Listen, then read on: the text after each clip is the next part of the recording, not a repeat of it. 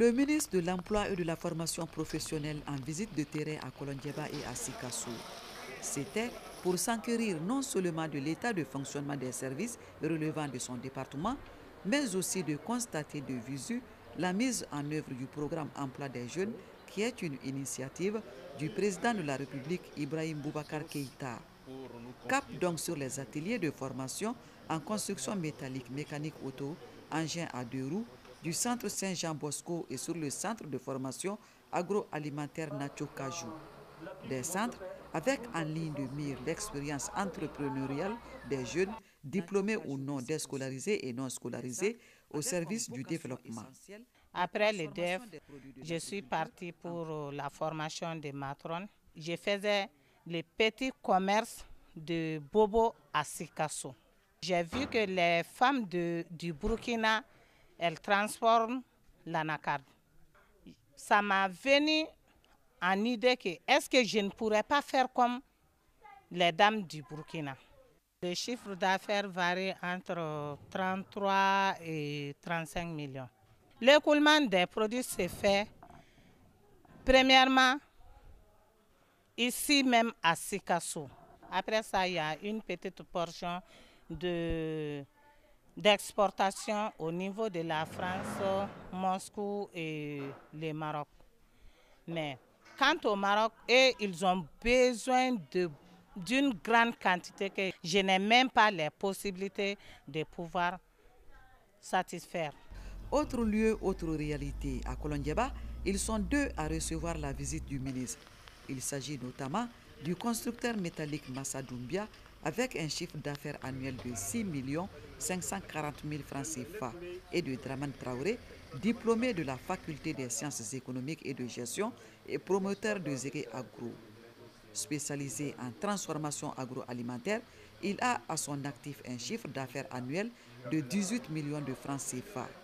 Ce résultat fort élogieux, ils l'ont dédié à l'ensemble de leurs partenaires techniques et financiers, plus spécifiquement au projet FIER, projet insertion professionnelle et appui à l'entrepreneuriat rural.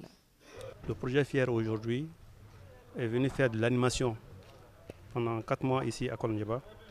Sur la base de cette animation, il y a des jeunes qui ont proposé des projets de leur choix.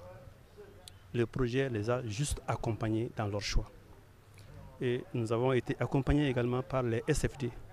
Nous avons contracté avec des bureaux d'études et des ONG qui sont en train de les suivre. On veut éviter que les gens prennent l'argent des projets et fassent autre chose avec. Que l'argent qui a été donné pour un projet soit investi réellement dans ce projet.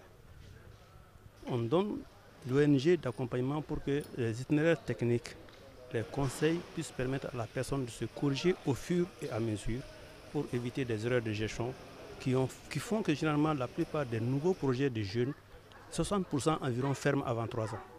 Notre souci aujourd'hui, et c'est ça la raison de l'accompagnement, que tous ces projets financés aillent au-delà de 3 à 4 ans, voire 5 ans plus.